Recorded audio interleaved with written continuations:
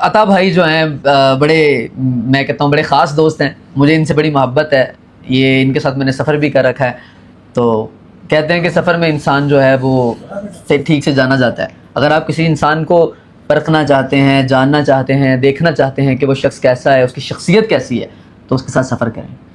تو میری مرشد کے ذریعے جو ہے وہ ان کے یہ عطا بھائی کے ساتھ ہم نے سفر بھی کیا اور بہت اچھا وقت گزرا. عطا بھائی سے بھائی جان پوچھتے ہیں. عطا بھائی، جس طرح کہ آپ کو پتہ ہے کہ ہم کیا کہتے ہیں، آپ ایفی بھائی کے بارے میں کیا کہتے ہیں کہ ہم ایفی کے ماننے والے ہیں، ایفی کے چاہنے والے ہیں، تو ہم ایفی بھائی کے موضوع پہ بات کر رہے ہیں. تو ایفی بھائی آپ کی زندگی میں کتنے اہم ہیں وہ ہم جانتے ہیں، لیکن آپ ہمیں بتائیں. میری تو ٹیگ لائن ہے، میرا عشق ایفی آنا. ہاں، میرا عشق ایفی آنا، یہی لائن میں آپ کو کرنا چاہ رہا تھا.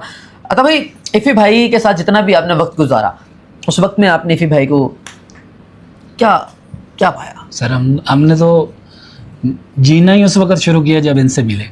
اس سے پہلے تو ایسے دھرتی پہ بوجھ بن کے پھر رہے تھے. تو 3 سال پہلے شاید میری ملاقات ہوئی تھی سر سے.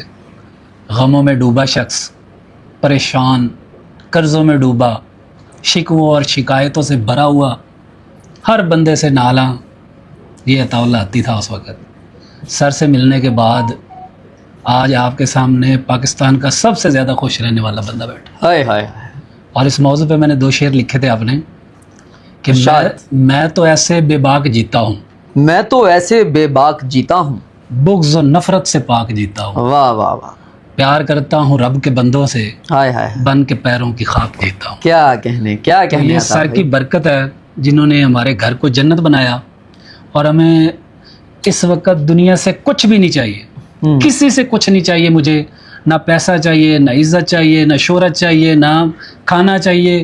مجھے کسی سے کچھ نہیں چاہیے. میں یہ اگر دے سکا تو خود دوں گا. مجھے کسی سے کوئی چیز جو ہے نا طلب نہیں رکھتا میں.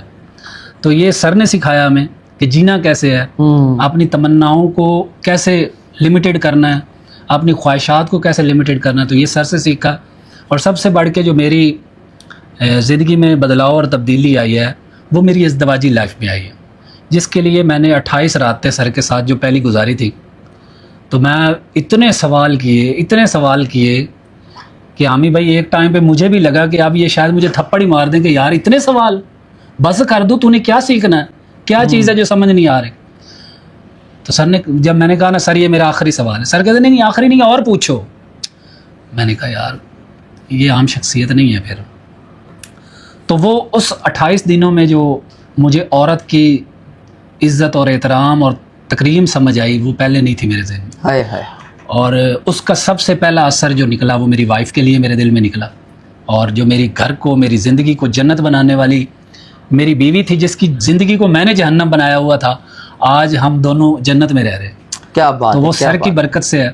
اور اس کے بعد جو میرے گھر پہ میرے فیملی مطلب جہاں ماں باپ میرے رہتے ہیں، بھائی رہتے ہیں، ان کے اوپر جو اثرات پڑے تو وہ بڑے پازیٹیو تھے. اور مطلب زندگی سکون میں ہو گئی اور سر پازیٹیو ہو گئی پروگرام ہے. کوئی کسی قسم کی اس وقت آپ کو پاکستان میں کوئی بندہ ملے گا جس کی زندگی میں کوئی غم نہ ہو. یہ بیٹھا ہے. میری زندگی میں کوئی غم نہیں ہے، اللہ کی قسم کوئی غم نہیں. میں نے کسی کا 1 روپیہ نہیں دینا. ہائے ہائے.